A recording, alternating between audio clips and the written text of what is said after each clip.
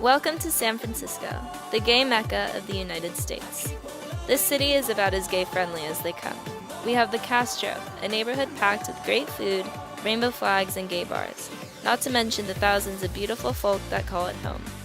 My homophobic grandfather used to call San Francisco the land of the queers, and he really couldn't be more right. As a queer 17-year-old girl, I love living here. Unfortunately, the 5 out of 7 days I spend at school every week don't play out as nicely. I go to school in a bubble. Out of the 400 kids that go to my small private school, I can count on my fingers the number of kids who identify as gay or bisexual, including myself. The rest of the student body is, for the most part, straight, and underwhelming in its support for gay rights and representation of queer youth. I'm constantly pondering the irony of living in the land of the queers and going to school with barely any. Curious to see if other members of my school community felt the same, I first talked to Haley Best, co-leader of my school's GSA, about what queer representation looks like at Lick-Wilmerding High School.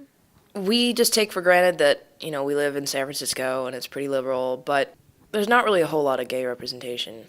And, a good percentage of the faculty and the staff are gay, and so we have that.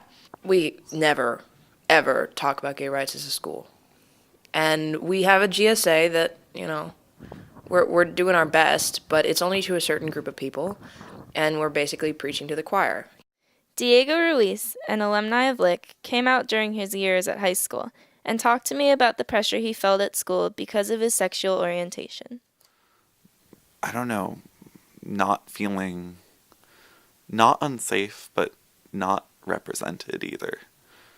And it's such a small community that, I remember when felt like one of the only out gay guys there, it felt like everything I did, represented the voices of all queer people, which is just not, no one person can do that. Although I'm not the only queer girl in my class, I felt just a little lonelier at school after coming out. The LGBT community at Lick is visible only literally. Like, if you saw me or another gay student walking down the hall or stumbled into GSA one day. Kids here are really tolerant, don't get me wrong, but as Haley hinted, we just don't discuss anything LGBT related or concern ourselves with queer issues. However, some support is better than nothing, as Haley pointed out to me. On my last school, it was in Virginia, but we did not have a GSA, and it was not something anyone talked about. I'd never even heard the word gay in a positive or even okay context before I even got back to the city. Diego also noted that Lick was a relatively safe environment.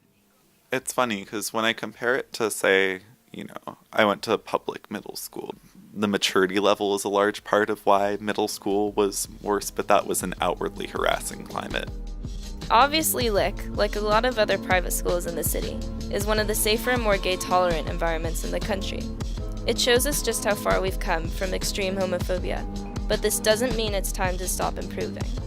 Here's Haley again. Just because we all have kind of that same attitude of, pro-gay rights, it's okay to be gay, just because the majority thinks that, doesn't mean we have to stop talking about it. We have to bring it up, and we live in a bubble. We have to get out of that bubble and reach everyone else. Discussion is the first step, but there is so much more to do.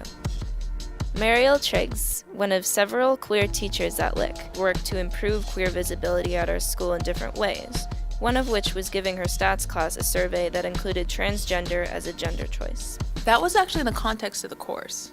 So one thing I was mentioning is this idea of, as a teacher, I think I have certain responsibilities to point out, heterosexism, and to point out the fact that we take something, a social construct like the gender binary, and we accept it as truth.